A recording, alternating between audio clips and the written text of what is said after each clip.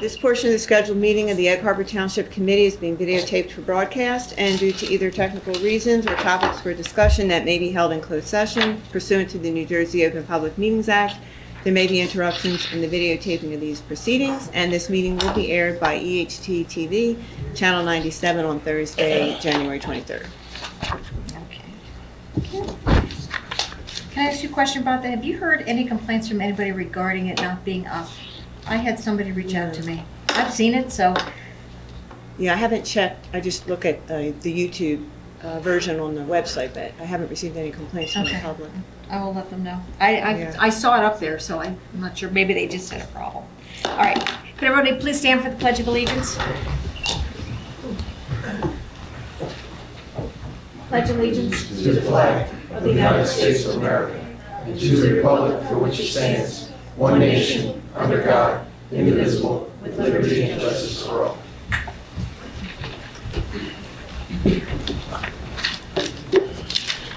Okay. Can we have a roll call, please? Cafaro, Here. Ellis, Here. Hodson, Yes. Pauls, Here. and Bremer. I am here.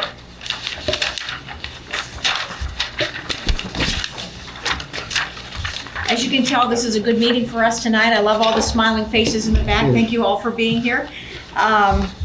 We have Resolution 85, authorizing the promotion of Brian Keene to the rank of police captain and an execution of an employment agreement. Can I have a motion, please? Motion. Second. Roll call, please. Cafaro, Here. Ellis, Here. Hodson, Yes. Pauls, Yes. Yes. Bremer. Yes, absolutely, yes. Did we roll away for the Pledge of Allegiance? Yeah, we did. We did. Step forward. Do you want any of your family to come and hold the Bible? Will you push your hand? Come on, Brian. The little people.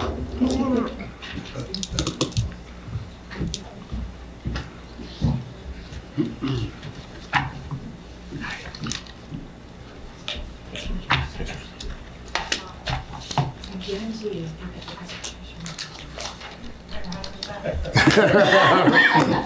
Right there. He's getting them right now. Okay. Right hand, bud. Okay, here we go. By the way. Repeat after me. I, Brian Keene, I, Brian Keene, do solemnly swear do solemnly swear that I will faithfully, that I will faithfully, impartially, impartially, and justly and justly perform all the duties of police officer perform all the Oh, duties oh, of police captain. police captain to the best of my ability. to the best of my ability. I do further solemnly swear I do further solemnly swear that I will support the Constitution of the United States that I will support the Constitution of the United States and the Constitution of the State of New Jersey, and the Constitution of the State of New Jersey, and I will bear true faith and I will bear true faith and allegiance and allegiance to the same to the same and to the government established in the United States and to the government established in the United States and in this state and in this state under the authority of the people, under the authority of the people, so help me God. so help me God. Congratulations.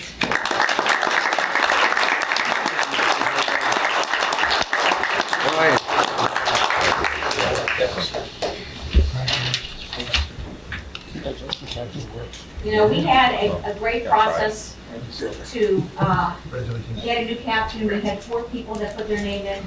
We had Mark Mesh, Larry Graham, John Hine, and Brian. And we can all, I think everyone up here will say the same thing. 4 outstanding individuals putting in. We are very lucky to have the caliber of officers in here that we do. Brian, you were the selection. And you know what? We did the right choice, and I think you're going to do an outstanding job. Thank you. Chief, would you like to say anything? Not really, but That's a first. Say no. no, but Mayor, Township Committee, Township Administrator, again, can't thank you enough for the support that you've had for our police department and backfilling positions. And it's been a challenge, obviously, in the last year and a half. But this is a key component of our organization is the captain position. It kind of aligns and it aligns with accountability and responsibility, and we need those strong forces at the top for that to trickle down.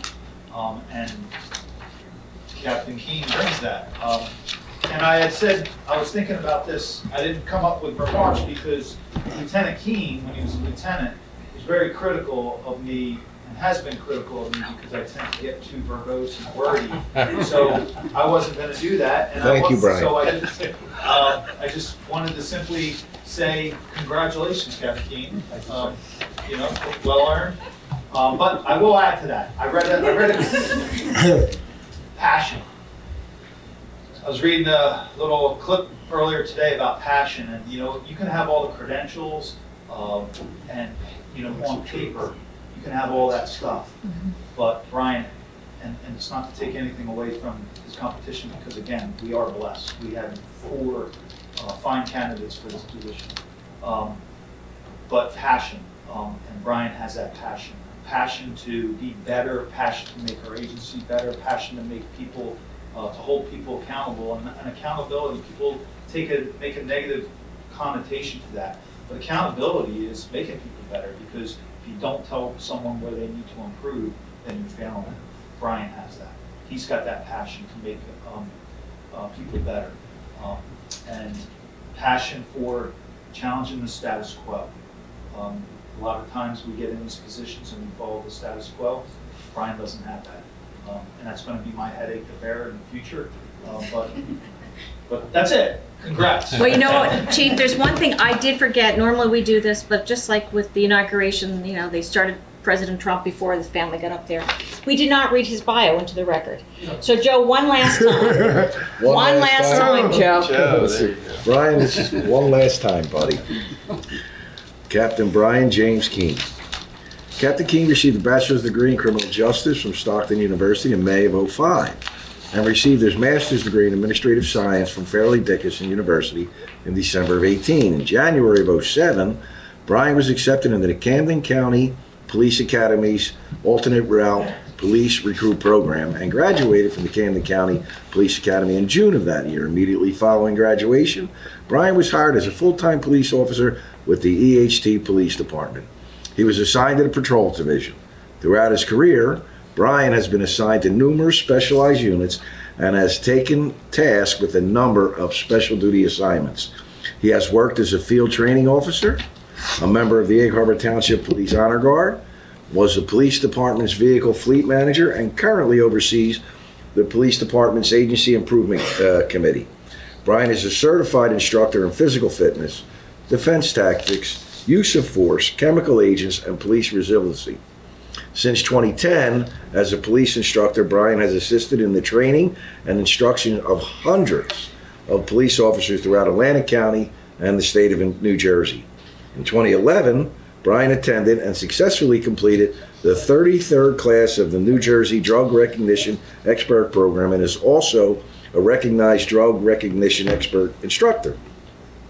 As a certified drug expert, Brian has assisted in the detection and successful prosecution of over 75 individual arrests. Congratulations, for driving while under the influence of intoxicating drugs.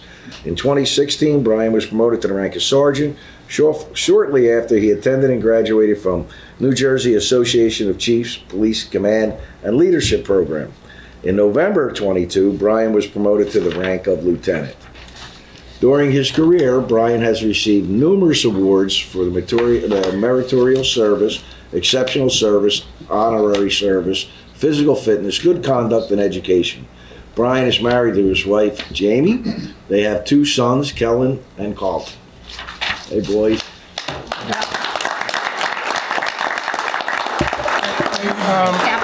Mayor, Captain King, I don't ask for much, but I'm gonna ask for one thing real quick. You got to get this mayor, unless you want the new deputy mayor to take a picture with you. I want you, the mayor, and your boys. Because let me tell you something. And the deputy. Let me tell you something. I was a police officer, and my kids, I still had a picture when they was kids. They're going to grow so fast. Tomorrow, you'll be able to look at this picture. So could you bring them on up, and y'all get that family picture? Yeah! And the mic. Oh, come on, man. Let's go. I'm standing by the kids. They're my size. You gotta treasure this moment. Little people, what's up? Give me some, baby. Give me some. Oh, I like you already. Your name is Sergeant King. Come on, Sergeant. Right here. Oh, he's right there. Chief, cut the age limit, Chief. Cut the age limit. Oh, go ahead. Here we are, we're over here. Come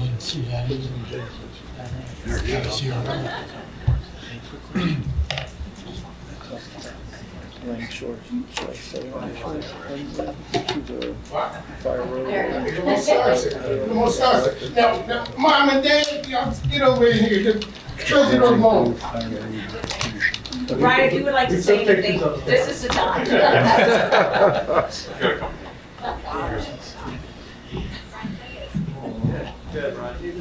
have nothing to say.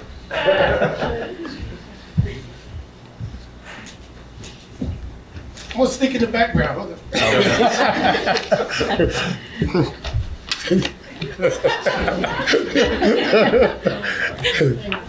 Walk that out, baby.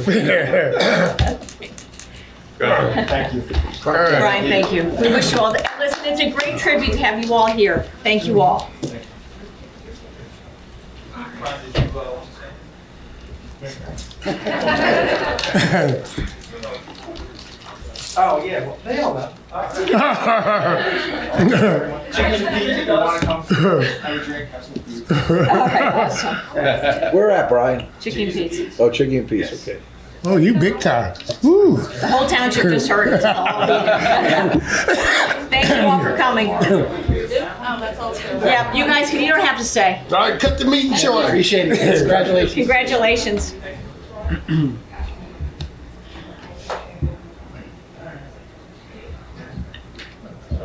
All right.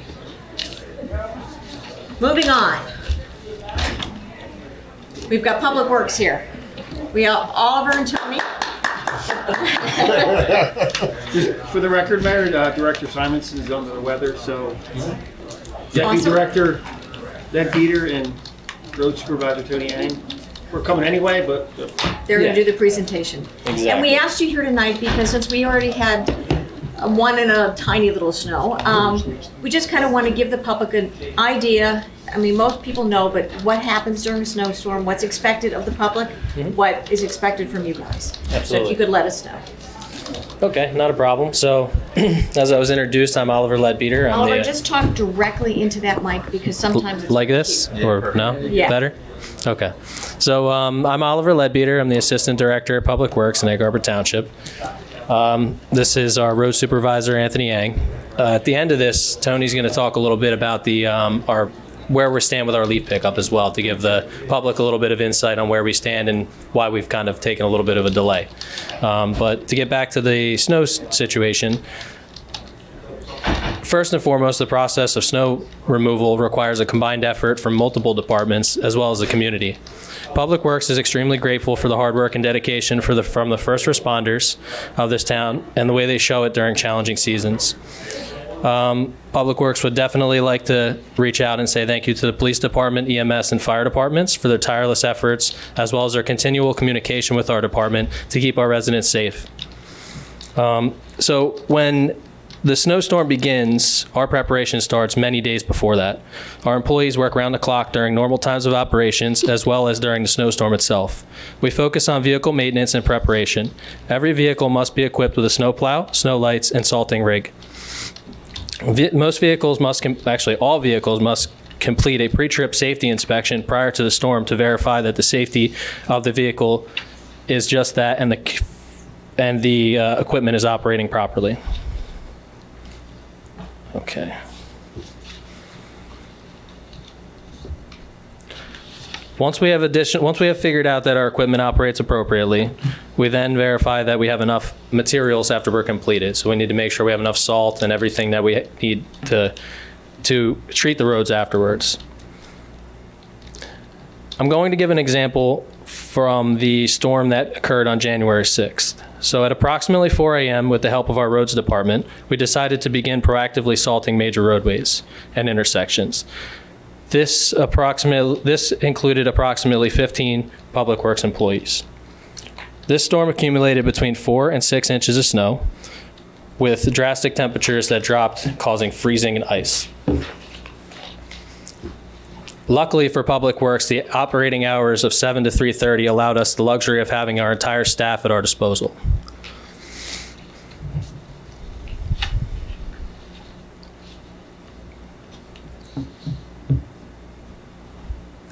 All right. We're here.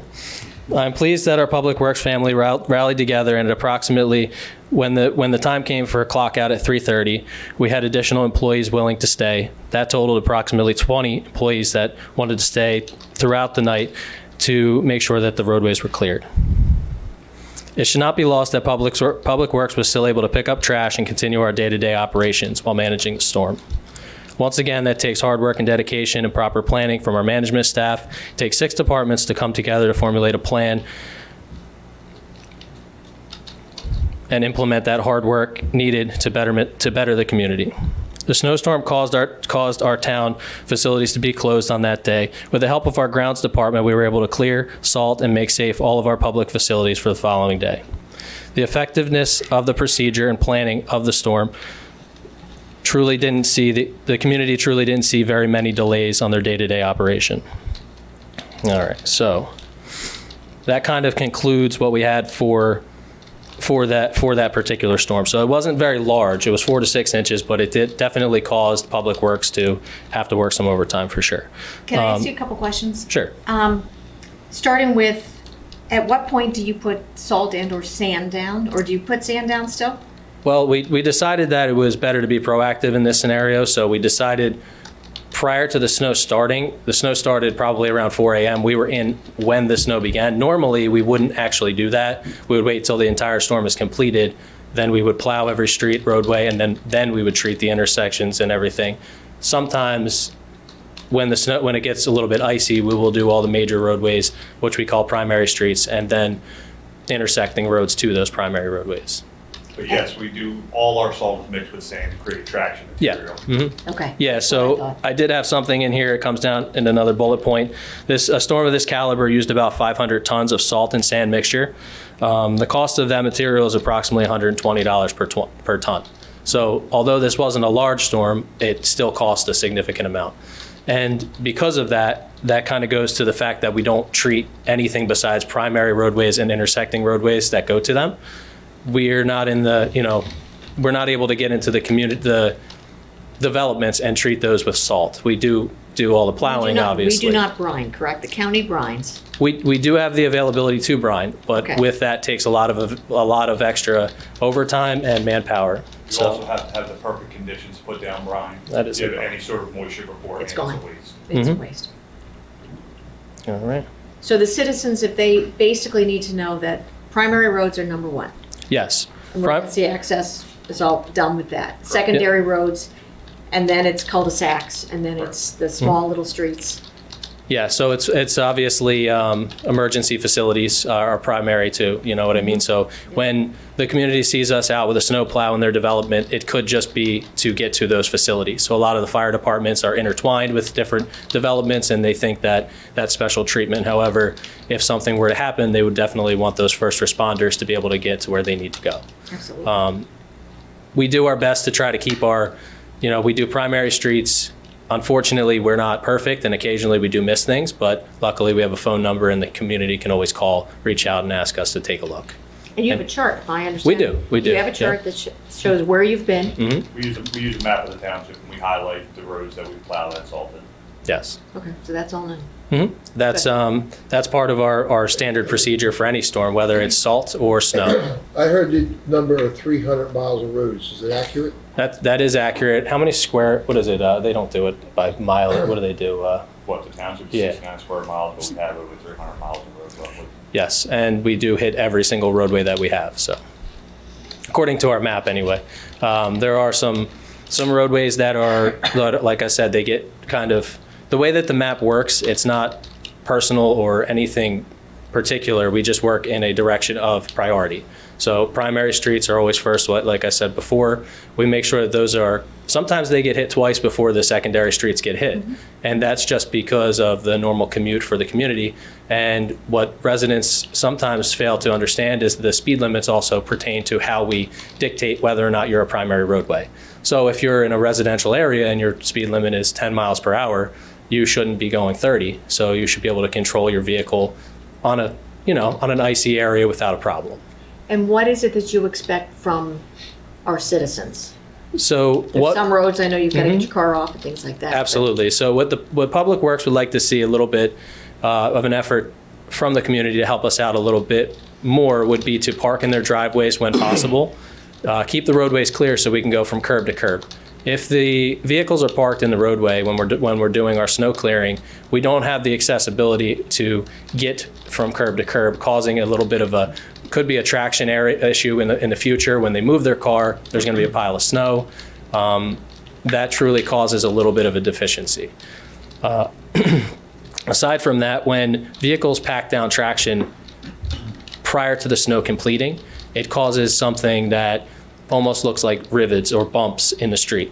Because the plows are not technically digging the snow out, they're just moving the snow. When you drive your car over top of a pile of snow, it'll cause a packing effect, and that makes it very, very difficult for us to clear. So if possible, during a snowstorm of any caliber, if the residents could try to stay off the roadways for as long as possible, except for emergencies, we would greatly appreciate that as well. We have an ordinance on record that you need to move your car if it's snowing, correct? We do. So we have an active ordinance for this. Yes, there is an ordinance in effect for that, but maybe possibly publishing that prior to a snowstorm on one of our social media sites or something of that nature might help. It's possible. I just think that a lot of people have excess vehicles and they have nowhere to place them, which we can, I can understand that as well, but also it can be frustrating occasionally when a driveway's empty and the vehicles are placed in the roadway.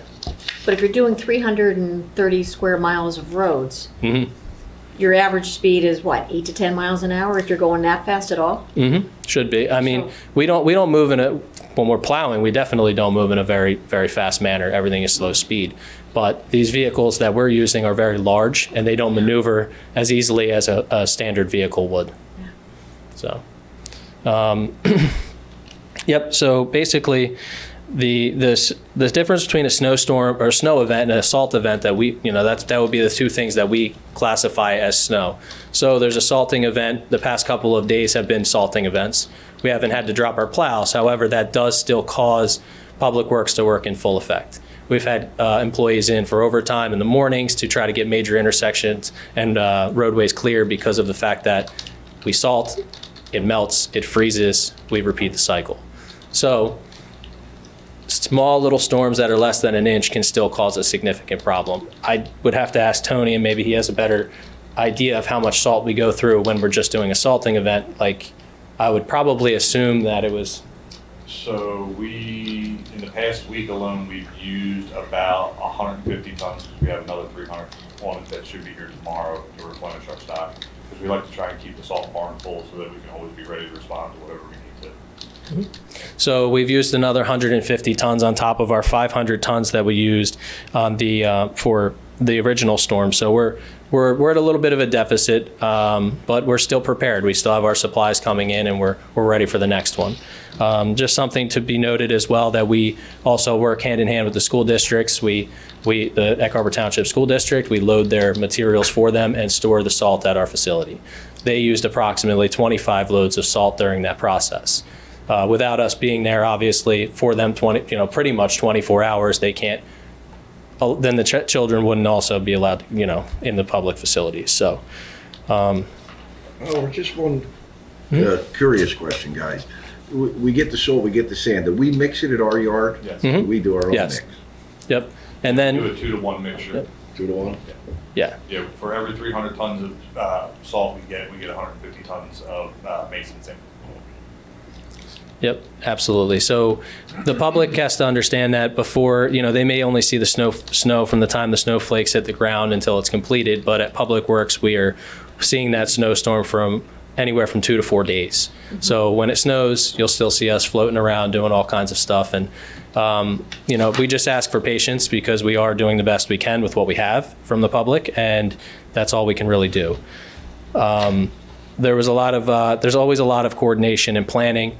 Anthony, our roads department, he's on top of the weather report. He's constantly monitoring. If we were to lose track of that at any particular moment and we get slammed with some snow, we would all be in trouble. So, we definitely need to large project. Our vehicle maintenance supervisor is able to keep our aging and tired equipment functioning at its maximum efficiency, and that is a special thing, I'll tell you. So the grounds department is constantly monitoring the police department still this morning. We may be clear, but we're still there. Police department, community center, everywhere you can think of.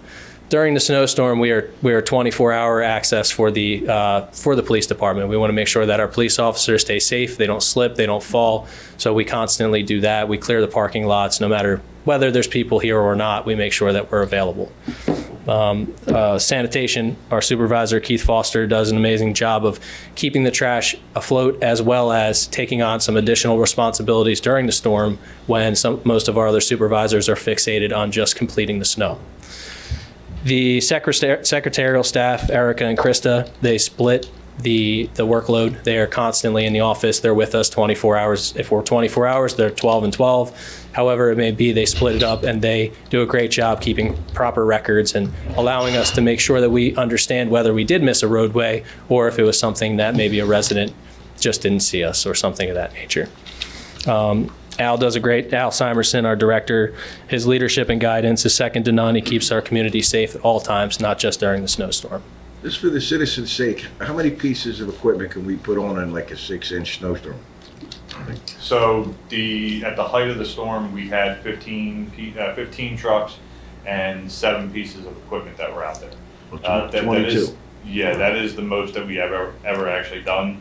A lot of that is because you guys allowing and the township administrator increasing our budget to allowing us to be able to respond to that, and our employees for being willing to come in. Yeah. So, I mean, it's the best response we've ever had. That's a good number. Yes, we would definitely like to thank the township for allowing us to be proactive and continue to keep the community safe in that fashion. And it definitely goes to show that the employees also, the public works staffing truly appreciates it, and they are willing to go above and beyond to make sure that they're available. In years past, we may have had issues with that, but this is not, then. Now is today, and they really showed up for this particular couple of weeks, and we couldn't be prouder of everybody that came in and stepped up and did their job. No, I think we all feel the same thing. I think you did an Good outstanding. question. On the CDL drivers, do you watch the clock with Yes. road time? So we definitely have proper documentation, and they take continual breaks to make sure that they're functioning. I have conversations with every driver every couple of hours. We make sure that we check on them. We make sure they're coherent, they're not dizzy, they're not any kind of danger to anybody, especially themselves.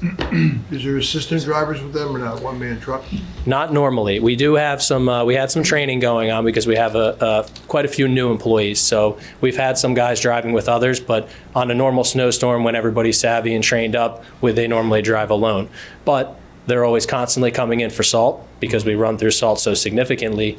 We ask them to get out of the vehicle, walk around, have a conversation, grab a cup of coffee. Non-CDL drivers, you can keep them out more without watching the clock, correct? We still like to keep an eye on the guys, because when you're in a snowstorm, and this is something that the public and most people wouldn't understand because they haven't experienced it, you become almost foggy. So we want to make sure that they don't get to that point. It's almost like many people been on vacation prior, have driven for long periods of time.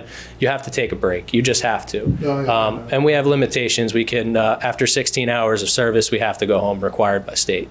Unless it's state of emergency, and then it's no hands, then all hands are off on that. But we don't normally do that regardless, because we are lucky enough to have enough staffing that we can continue to cycle. We would prefer not to do 16-hour shifts. Most of the guys like to work 12s. 16's a long day. 16's a long day. A lot of us, Tony, myself, we like to work the 16s because we don't know how to go home. But aside from that, we're good. You move snow, you don't remove snow. We do not remove snow. So You just push it, Yeah. and the biggest complaint that I'm sure you know that we all get, everybody gets, is driveways. Yes, it is. Yep. We plow in the driveways, we do. The problem is I don't have a start and stop button on those machines, and I wish I did, because I honestly would. I don't want to plow anybody in. But once the vehicle passes, and that goes to my original thought process with allowing the snow to stop, allowing the public to get out there, us as a public, allowing the public to clear their driveways after we've come through is okay. they have to dig themselves out, yes, but unfortunately, it's the nature of the beast. There's no other way around it. The other So- thing that we would recommend to the public, if they do have to shovel their driveways out, you always shovel to the right, so that when we come through, the bulk of It's it is. going that way, the pasture Yes, driveway. yes.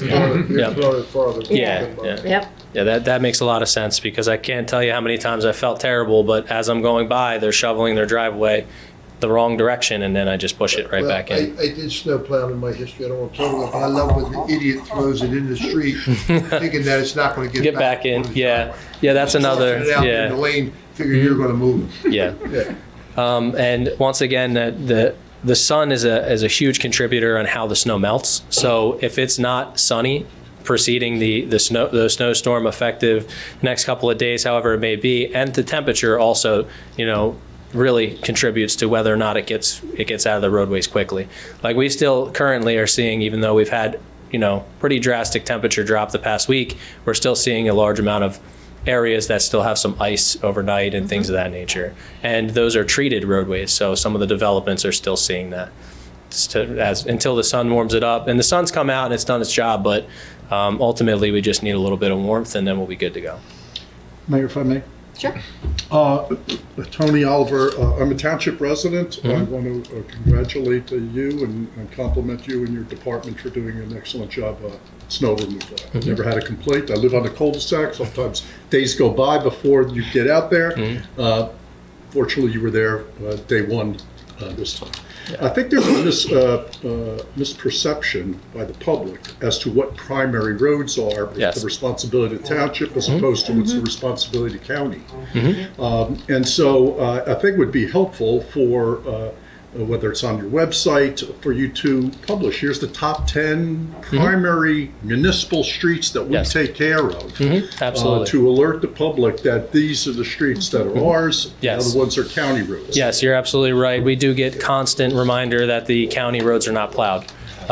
We know because we drive on them as well, but unfortunately for the residents, sometimes they don't understand that there's two different departments. You have the county public works and then you have the Egg Harbor Township public works. They're separate. They're not the same. And conceivably, you could get to your roads before they get to Yes, theirs. absolutely, and that happened this every time realistically. But they have a different formula for how they complete their assignments, and we have ours. We've taken the proactive stance to try to get it up and out of the way. They seem to want to use the salting and sun tactic and less plowing, but that's their prerogative, and we decided we wanted to go in our direction. So regrettably, sometimes you're taking the criticism we are. that you don't deserve. But I think if we were to do something, and I don't think it's a terrible idea, I think it's actually a really good one. If we have it in the works, and we are trying to use our more modern technology to inform the public a little bit better. Everybody is on the computer in some sense, some way, somehow. So if we can update with a snow map that gives them an idea of where we're going to be and how we're going to be, or where we're going to be at to begin and where to end, we may take away some of those complaints. Not all, because we're always gonna get the phone calls, but at least if they have an understanding of which roadways they're responsible for, we might be better off. And that led actually to my second point, was that having a map that is in real time, or at least half hour, whatever it is by the technology, Sure. that the public can, in fact, sitting in their home, look to see where are the plows, where are the city streets that still need to be plowed, gives them more information to decide, do I really need to make this trip? And if I make it, what is the route that I should take? All of those things. They do. They're very good points, and they're talked about constantly between Tony and myself. The technology is out there. It just takes money and people to put it in place. So Thank you. that's where we're at. I think it's something we can definitely look into. And just for the record, since we're here and there are people that watch this, could you list the major county roads? Obviously, the Black Horse Pike is a state road, but could you list what roads are not ours? The local county roads? Yes. Go ahead, Tony. You have Ocean Heights Avenue, you have English Creek Avenue. They're the two biggest. Then you also have Mill Road. You have Steelmanville Road, which is a big one that we get a lot of complaints for. People think that it's our road, but it's actually a county road. Fire Road, Bargaintown Road, they are county roads. Zion. Yeah, I forgot about Zion. I live In on that Zion. last storm, Ocean Heights was great. Zion was horrible. Yeah, Yeah. So it must be Delilah, one of yes. their first Yeah. roads because of the connection with another county. correct. And what are the top 10 township roads? Oh, yeah, and Summers Point Maze Landing Road, yes. Delilah right. Delilah Road as well, yeah. County road. And going over to Seaview Harbor, you have state. Correct. Yeah, that's all state. Oh, That's all shit. state. Yeah, they get to that. So what are the top 5? So the biggest primary township roads, the biggest primary road is going to be West Jersey, Riga. To the south side, we have Robert Best, Blackman, Pine, Asbury. To the north side, we have Spruce and Goldenrod, Hingston Avenue, Bay Avenue, and West AC, because we've had a lot of issues out there in the past. Yeah, they're our main primary roads that we focus on. Then we have a lot of secondary primaries like Old Zion, Poplar Avenue, like all the arteries that connect main roads that are essentially our secondary primaries that we do. Ridge and Tremont are Ridge, primaries yes, too, Ridge, right? Tremont, And Dogwood, Fernwood, perhaps, since that Dogwood crosses is as well, yeah. So just to go on to this, I think what we're gonna do is I'm gonna work with them to try to make sure the maps are up to date, and if they need help with a new map, to highlight primary roads, secondary roads, subdivisions, so that we can put something on the website. Real time. Yeah. That's not my thing. No, So, no. Real time is. that would be amazing. Yeah, What you're no, saying, absolutely. because you guys have It's out there. GPS on all your trucks. You know. No. No, we Administrator. don't, but that's Okay, what, yeah. that was my point that, I don't stop thinking about ways to improve the township and ways to Christian would make our have to be doing residents the happier. input as they're calling it in. Sometimes, yes, Good. that's what would have to happen sometimes. Or there's other towns that I've looked into, up north and things like that. They've really involved the community in their snow efforts. They've allowed them to name their trucks and their areas that they're in, and they can see them live. They can actually see your vehicles moving. The only issue with that is that it's very tech savvy, it's very up to date, it's very modern. And with that comes an extreme cost. It's great for smaller towns, but the roadways that Tony just mentioned, he just rattled off hundreds of miles of roadway that, it seems small when you say, oh, our primary roads are only 15 roadways. Those roadways are so large that it doesn't do it justice to speak to just the roads itself. No. Whereas, the actual length of the roadways are significant. The snow events actually cause some chaos in the aftermath. We have large amounts of potholes that are created because of snow. We have a special pothole. Did somebody say pothole? That's our official logo. He is, yes. Special, Yeah. Did somebody say pothole? So there are a lot of things. It also causes some significant damage to our vehicles. Oh, no kidding. Salting is very, it really does wipe out our fleet. Once again, our vehicle maintenance department, they are magicians. They truly are. They work tirelessly before and after these storms, and they definitely deserve a lot of the credit for keeping us going. The vehicles fall apart. The ice, the snow, it all bundles up, gets on the bottoms, rot out of our vehicles, and vehicles that have a life expectancy of, let's say, 15 years get cut. They definitely cut that in half when you're using them for snow removal every year.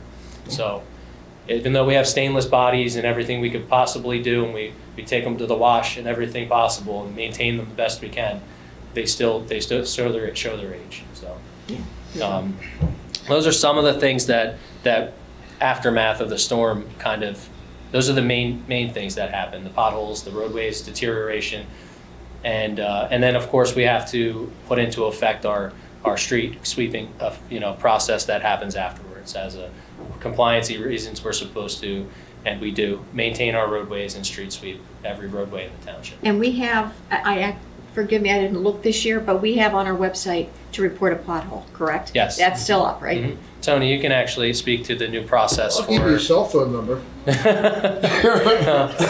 gonna let Tony. Yes, on our website, we do have the report a pothole link. It's not the greatest. It's very simplistic.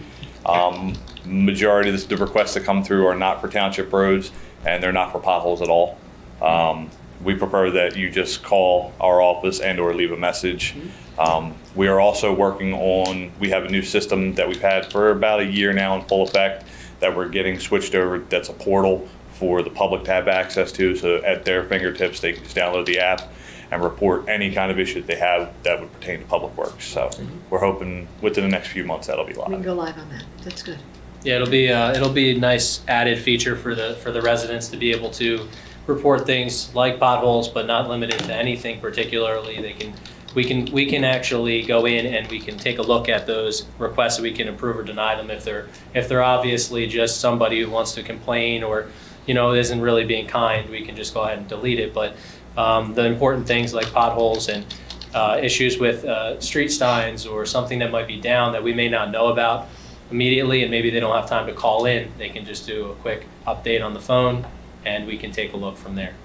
It's also not limited to maintenance issues, things of that, anything, really. Anything that pertains to anything public works. pertaining to the public works operation, they can come in and put a request in. for So when that service. goes live, we'll have you do a little demonstration, Sure. and Yeah. this way we can see it and the public can see it. Yeah. The nice thing is, I don't know if you're familiar with how the electric companies issue reporting system works, where you actually get a tracking thing that'll let you know what part of the progress is. Where it is. The software does the same thing. They can also request a phone call from, because a lot of times it's hard to understand, but sometimes the reports come in, they leave a message, and we try to do our best to figure out what the community needs or what they want from us. But they don't leave a phone number all the time. In this scenario, we have a way to contact them back and communicate with the community and understand it a little better. That's good. Well, with 50,000 residents and probably that many And going growing. through the town every day, so Yeah, absolutely. it's important that we have Yeah. good communication. Oh, yeah, absolutely. Yeah, and whatever we can do on the Facebook or Instagram, whatever social media we do use, so we let the public know, hey, if there's a snowstorm, move your car, Mm-hmm. and we're going to be starting operations at this time, and, we can't guarantee what time we get to your street, Right. but we'll be there. definitely updating the community on the primary roadways is definitely a thought that we had that had crossed our mind. Just getting the time to do it and having the effectively just committing to the community. Once we put it up there, I'm sure there'll still be some questions about it, but at least they'll understand why we do what we do, and not that we're trying to, forget about them or anything of that. Because we do get that complaint a lot, that oh, you plow me last because we live X, Y, or Z. That's not true. We just go off of safety. Our primary concern is making sure that the residents have access to hospitals, fire departments, all of the things that for emergency reasons could be possible. Not a cup of coffee at Wawa? Not a cup of coffee at Wawa. And the last thing that I really want to make it known is that we work hand in hand with the first responders, and anytime that a roadway is is unable to be driven on or can't get to it, we make sure we send a plow out in front for an ambulance, for a firefighter, however it may, police department, anybody who needs to get that needs to get somewhere fast, we make sure that that's available to them all hours of the night. So during the snowstorms, we're working hand in hand with everybody. Thank you. It's definitely a group effort. Thank you. It is. Thank you. You did an outstanding job in the last storm, so I always do. It's thankless Try. work, though. I know It that. is. So, It is. but now, yes, sir. Just want to congratulate Tony. He was selected as Fireman of the Year of Scoville. Yeah. Appreciate was, that. Thank you. Yeah. Part-time job. Yeah. I was gonna say, is there any hat you don't wear? Thank you very much. Yeah, not really. I don't think so. Um, You're going to give us a brief update too Sure. on the leaves, correct? Yeah. Yeah, so this is actually, leaves is one of my favorite things to do. Believe it or not, it is. I love a challenge, and leaves is definitely a challenge. You busy tomorrow? oh, yeah. It's walking to the I got plenty of ground. leaves. As you said, 50,000 residents in the township, roughly around 14,000 homes that we have to service doing leaves. We do 2 rounds throughout the whole township. This is the first year in my 20-year career that we were actually done the first round by Christmas, which is typically our goal to have it all done by Christmas. That's nearly impossible. To date, we've collected 662 loads of leaves at 30 cubic yards a piece. That's a lot of leaves. We are in the process of starting Zone 2 again for the second round. So we're hoping to have all of Zone 2 and Zone 3 done by the beginning of February. So Is the ice that's formed on some of these piles a problem? it is. So what we do is typically you have a driver the guy working the hose, and then a raker. The raker switches over to a pitchfork. You said the end of February or January? The beginning of February, like the first week, we're shooting to have it all done. It's a lofty goal, but I believe our crew can do it. I don't know, the power line main is solid. You're not moving that without a backhoe. And you can't, there's no way you get back in there. I'll take that into consideration. You got, Take a look at it. you gotta get some heat. It's Yeah, gotta warm I mean, up. we've- There's no way. We've definitely had some record lows with temperatures lately. We've been in the teens and the single digits for about 3 days now, so. Solid. And it feels, and the wind and everything that goes into play with that, and then the little bit of condensation that accumulates with the snow, that effectively causes an ice blockage. And we have been more focused on the snow, because that is one of the primary things that happen during the winter.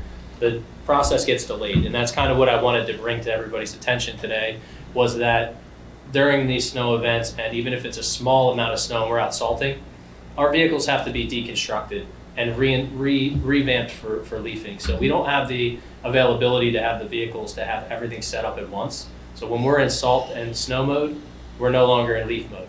And then we have to clean everything up, get all the salt broken down, wipe it clean, and reinstall our vacs to be able to go out there. So that takes a little bit of time. So if you don't see Public Works out there pulling leaves, even if it's a little bit warm right after a snowstorm, that's because we're actively working on getting the equipment set up. Just one last question. Do you have a wash bay for the trucks? We do not. You want them out? It's a wish list. Currently, yeah, it is on our wish list. Currently, we use the ACUA's vehicle wash station. It's not, it's not ideal for a lot of our bigger trucks, but it's the best that we have at this time because we can't just arbitrarily wash the trucks. Kills them. You gotta Correct. get it off. Yeah. You can get it off. Yeah. Absolutely. Anybody else have any more questions? No? No? Can I just say something? Before you leave, I know you worked all day, I just want to take a moment to recognize Tony Ang over here. I've been working with him a couple of weeks now.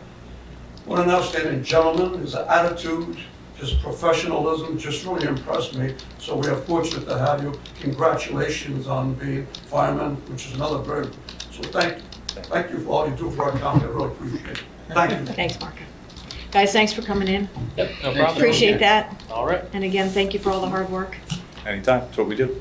I know. And you do it good. Yeah, You do it see you well. tomorrow. You do it well. Take care. Thank you. Okay. We do not have any ordinances for public hearing, but we do have ordinance 6 for introduction. Mr. Friedman? Thank you, Mayor. Ordinance 6 is an ordinance providing for the acceptance of a deed of easement, conveying real property being a block of 5001, lot 51, the official tax map of the Township of Egg Harbor, County, Atlantic State, New Jersey. Purpose of this ordinance is to convey a deed of easement between the Township and Eugene T. Cardamone and Arlene Cardamone for the purpose of constructing, improving, and operating and maintaining a storm utility easement.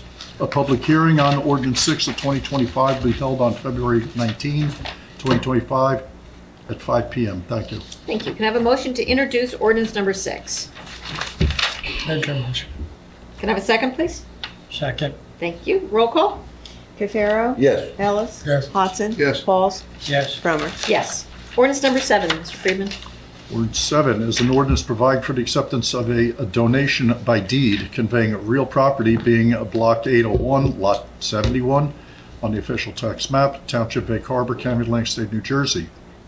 Purpose of this ordinance is to accept the donation of block 801, lot 71, also known as 210 Wisteria Street, from an entity known as RLD 13 LLC. Public hearing on Ordinance 7 of 2025 will be held on February 19th, 2025 at 5 p.m. Thank you. Thank you. Can I have a motion to introduce ordinance number 7? Anybody? Make a motion. Can I have a second, please? Second. Thank you. Roll call? Cafaro? Yes. Ellis? Yes. Hodson? Yes. Pauls? Yes. And Cromer? Yes. We have a resolution consent calendar, resolutions 86 through and including 99. Do we have any questions? If not, can I have a motion? Make a motion. Second. Roll call, please. Cafaro? Yes. Ellis? Yes. Hodson? Yes. Pauls? Yes. And Cromer? Yes. Resolution 100, authorizing the payment of all bills. Can I have a motion, please? I'll make a motion. Can I have a second, please?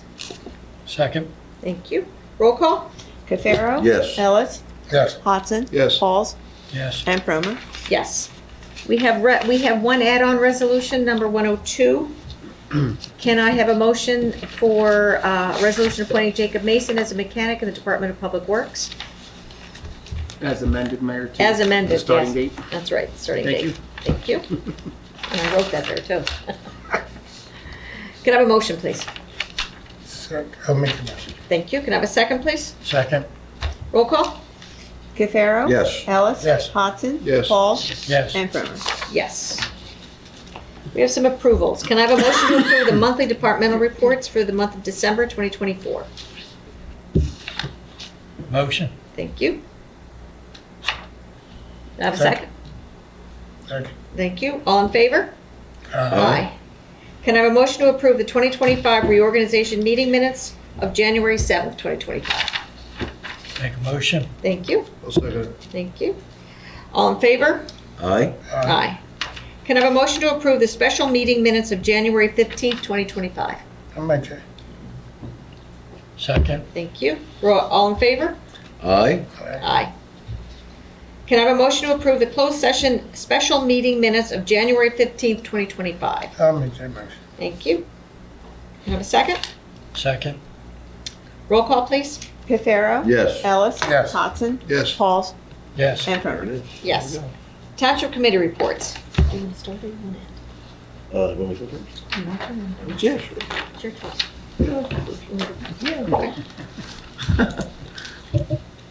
Mr. Capero. Thank you, Mayor. I appreciate it. I just want to thank the citizens. I've had the opportunity, and it's been a very humbling experience that you've supported me and put me in this position of responsibility for the last 15 years. My wife and I have downsized. We sold our home and we'll be leaving the area. So I tendered my resignation effective January 30th of this month, January 31st of this month. So this will be my last public meeting. I want to thank my colleagues who I serve with, both past and present, a great group of people. I want to thank the administrator and the professionals, both engineers, solicitors, and the such. Well, most importantly, I want to thank you, the citizens. This has been a very, very wonderful chapter in my life. It's been very humbling. I hope that I did the very best I could on your behalf. I hope that I lived up to your expectations. Egg Harbor Township, thank you, and may God bless you.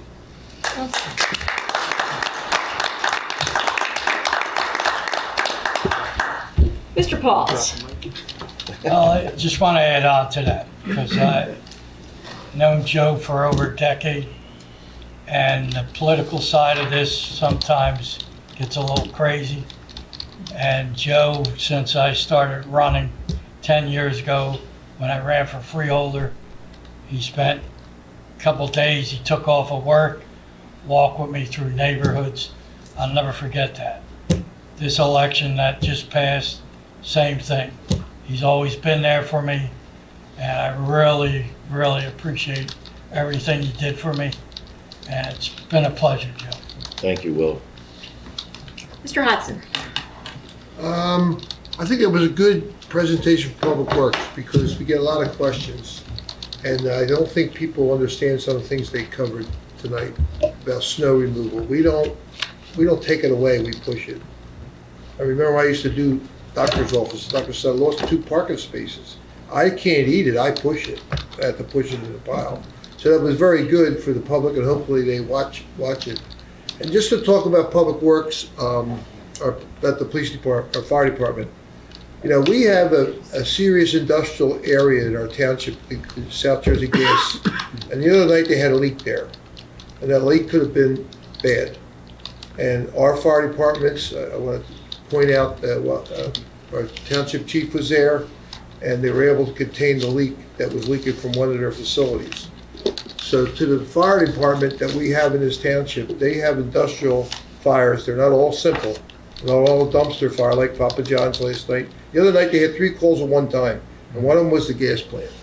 So We're very fortunate in this town to have the response from Farmington, Scoville, Morgantown, Carter. All of them were there to help out. And Joe, good luck. Good luck. Thank you. I've been here the whole 15 years. Good luck to you, and thanks for your service. Thank you. Mr. Ellis. Well, Mr. Freeman, what you gonna do now, huh? Joe, is that nature reserve gonna be the same? I know you're gonna be checking on it. Might have an open slot. You keep, Listen, you think he's gonna forget about the nature reserve? keep an eye You think on he's him gonna with take a that. day off? Yeah, no. Joe's gonna be out there and act like he's fishing and stuff. Joe, it's been a pleasure. Hey, good luck, and Yeah, thank you know, like I said, I tell people, you know, life is what you make it, and life is short. Enjoy the family and live your life, because we all gonna wind up going to the upper room. So you gotta live your life the best you can. Hey, would you say Enjoy in the, oh, this in the pole. fourth quarter? Fourth quarter. In the fourth quarter. Thank God I got overtime. That's it. Lord gave me a couple extra. Hey, I'm going for double over. I'm going for overtime. Well, Joe, we've lived a lot of life together. We sure have. We have, starting with political, Yeah. you know, things over the years, going on 20 almost years. 20 years. 20 years. 20 years we go we've been back. banging together. Yeah, it's 20 been years. crazy. Gonna miss you. You have done an outstanding job here. The nature reserve, Mark, I'm not taking anything away from you on this one. I'm giving it to Joe tonight because he was ready for that, and he really pushed it and made sure from the township committee side of things and also from the day-to-day operational side that actually got done. And it's a treasure here in the township. It's something we can all be very, very proud of. And maintaining the golf course, turning that landfill into a golf course and taking it to where it is today. It's a, you know, it's a national, internationally known course. And without having stewards like yourself to oversee this, we wouldn't be where we are today. And your friendship and your family, who I adore, aside, I just wish you well. Thank you, Laura. Thank you so much. And a big thanks to Mark, being chairman of the Nature Reserve since day one. Chairman of that committee, and that committee is a great committee, and they all throw a lot of volunteer hours out. Yep. But I have to tell you, it took a lot of talking. I had to talk to Peter every 2 weeks for about 6 months before he finally gave in. Yeah, well, Joe, you have been an integral force to make that park a reality. You've been there from the beginning in terms of the ad hoc committee. Your input was invaluable. Your career up here on the governing body, I mean, you are the epitome of a public servant, and I thank you for that. You've been a calm and steady influence on the board. You have rendered advice. You have committed yourself to public service, you and your family, and that the township owes you a debt of gratitude for the many years and hours that you put in, as you all put in extreme amount of hours. And I know it's not for the pay. But I want to personally thank you for your guidance, and you've been a unifier and a reasonable voice up here, and I wish you the best. Thank you, Mark. Very kind and probably overly generous, but thank you. All right. Mayor, Yes, sir. I'd just like to thank Joe for all your support over the last 2 years. It's been great. Thank you for entrusting me with the township. Look forward to seeing you on the golf course. Yes. But congratulations and best wishes moving forward. And you're on the street with Diane has 3 days left, 4 days left. 3 or 4, 5 She days. tells me every morning, I forget. How many days, yeah. But If I may, Mayor, Tom, you have grown and developed into this position outstanding, exemplary. You have served this committee well, in my opinion. You have been completely transparent and just as hardworking as to be. You're dotting the i's, you're crossing the t's, and you're going the extra mile. And these citizens and this committee, I'm sure, thank you. And God bless you. thank you, I appreciate that. Okay. All right. Going forward. Is there anybody in the public that would like to address the governing body? Yes, old big mouth, yeah. All right, Mr. Marco Polo, come on down. We just need your name for the record. All right, my name is Marco Polo Spigliani, and it's a privilege to be here. So I just want to say a couple of things.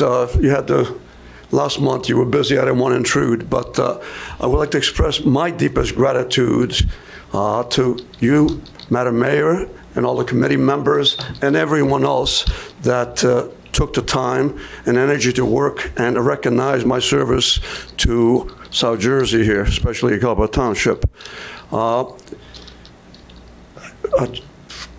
First of all, I want to express my gratitude also to Will. He's putting up with me. We've been working together. He's a consummate gentleman. It's a pleasure to deal with him. I didn't know him before. You're wonderful. And Mr. Dentino, thank you for acceptance and everything. I just want to say something else, that I've been here 23 years, and I've known Joe probably, maybe about 20 years. Joe, you exemplify the very best that America has to offer.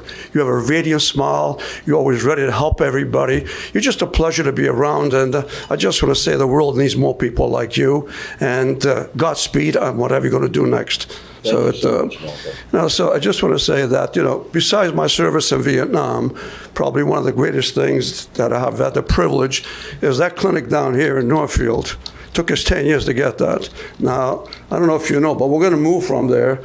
We're going to go to a 24,000 square foot clinic across the street from, the Prudential Building? Is that in Linwood, the insurance?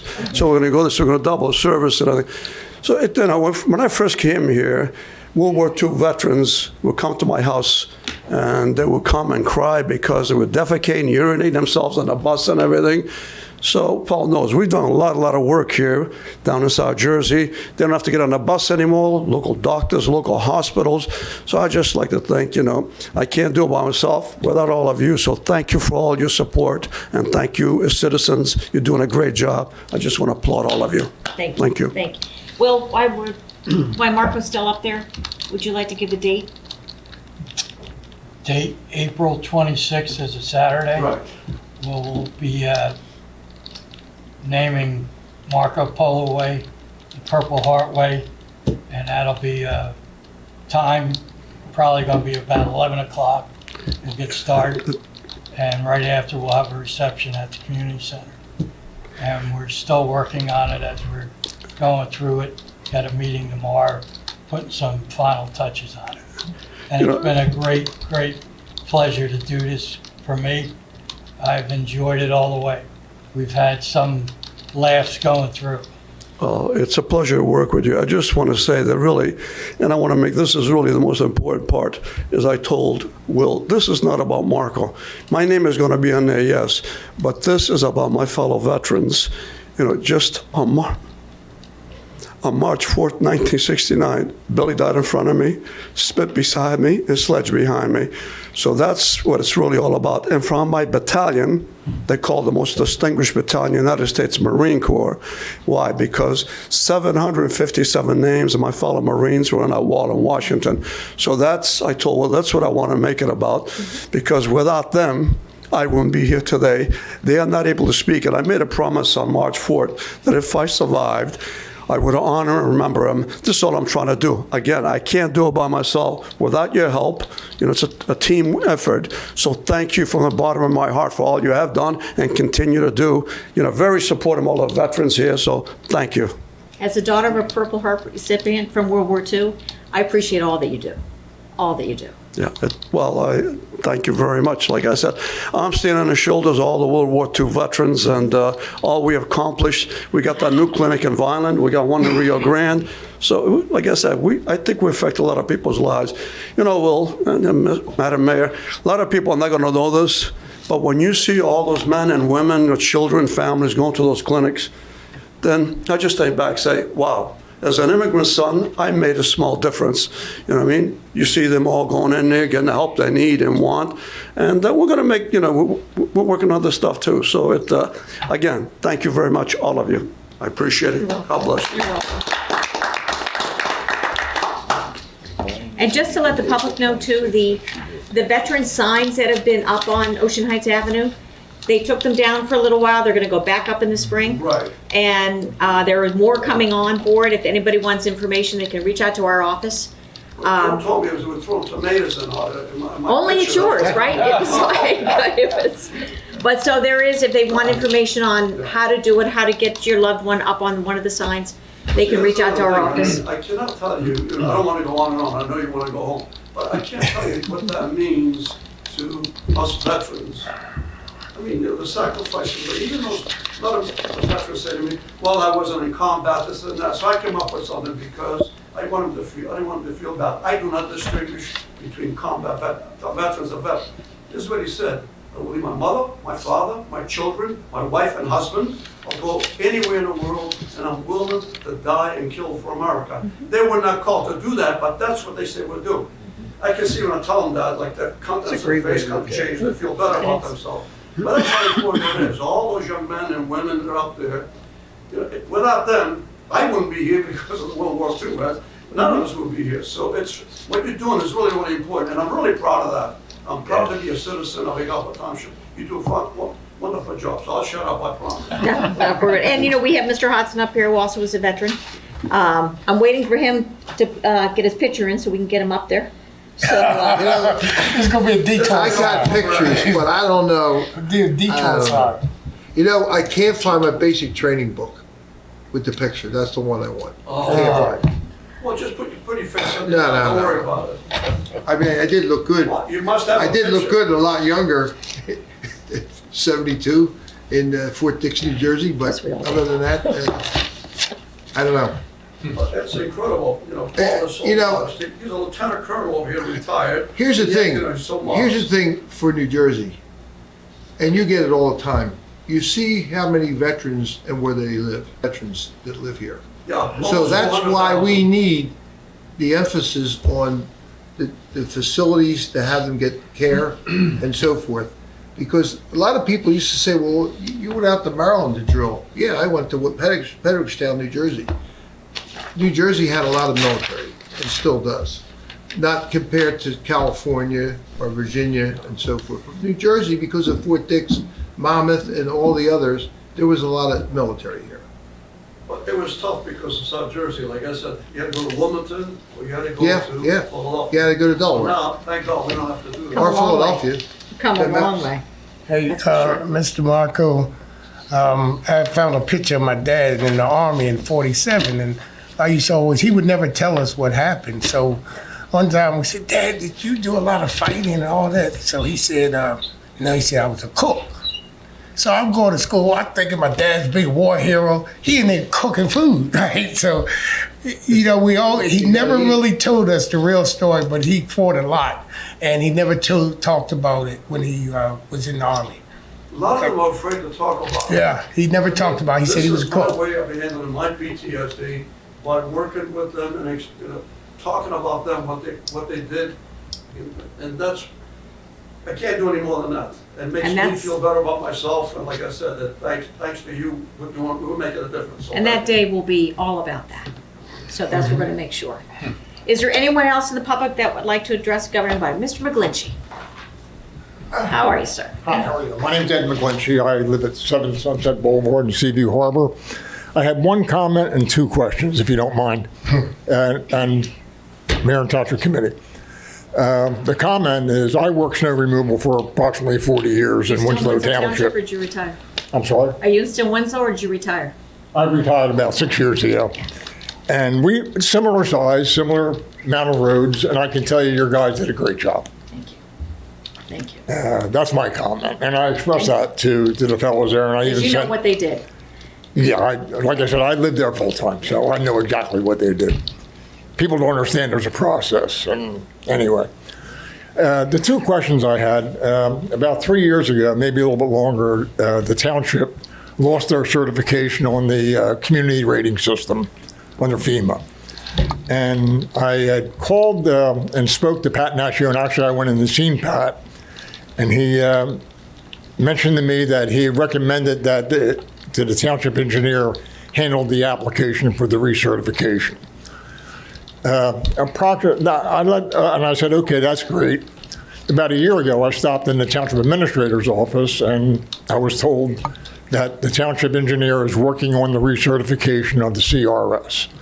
So my question is where where are we with the CRS, if anyone knows? Well, the engineer happens to be sitting right there.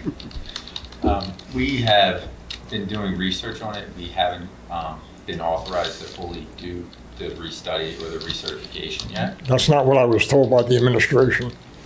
Well, there's still a process to get approvals, and once we lost it, there's still funding available. So Township Committee is going to eventually approve once we have all the research completed. But that's not what I was told when I met with you. You told me that it was referred to the engineer's office and it was going to take a little bit of time to get it done. But anyway, That's where we're at.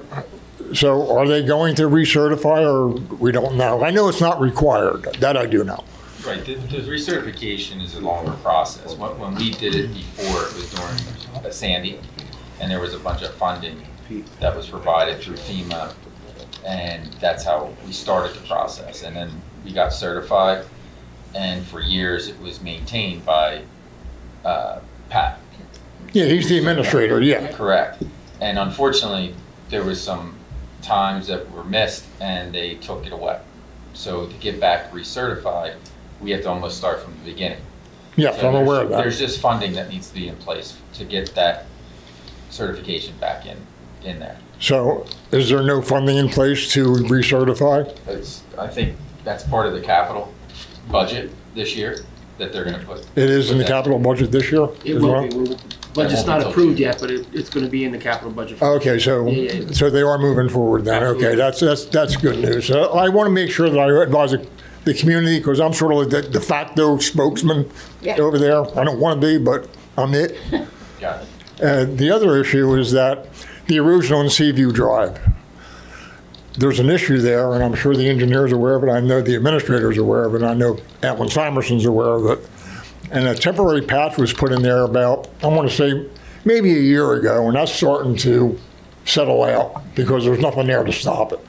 So I was wondering where is there any solution to that process? Part of this year's road program.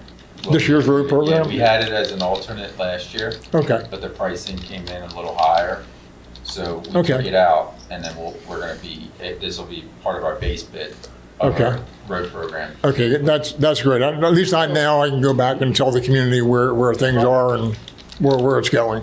Thank you very much for your time. Got it? Thank you. Is there anyone else that would like to address the governing body? Seeing none, can I have a motion to close the public portion? All in favor? Aye. Tom, do we have a need for a closed session? Yes, ma'am. Brief. Go for it. Yes. Resolution 101, authorizing Township Committee to convene in closed executive session to discuss matters which may involve personnel and/or legal matters. Whereas the Open Public Meetings Act permits the exclusion of the public from meetings in certain circumstances, and whereas this public body is of the opinion that such circumstances presently exist, and whereas the governing body wishes to discuss matters involving personnel and/or legal matters as follows. These are all legal matters. A zoning board fire road application, anticipated disclosure 1 year. Hart's Therapeutic Riding Center Green Acres application, anticipated disclosure 1 year. And I want to talk to you about the sale of township property with an anticipated disclosure of 3 months. Whereas the minutes will be kept, and once the matter involving the confidentiality of the above no longer requires that confidentiality, then the minutes can be made public. Now therefore be it resolved by the Township Committee, Township of Egg Harbor, County of Atlantic, State of New Jersey, that the public be excluded from this meeting.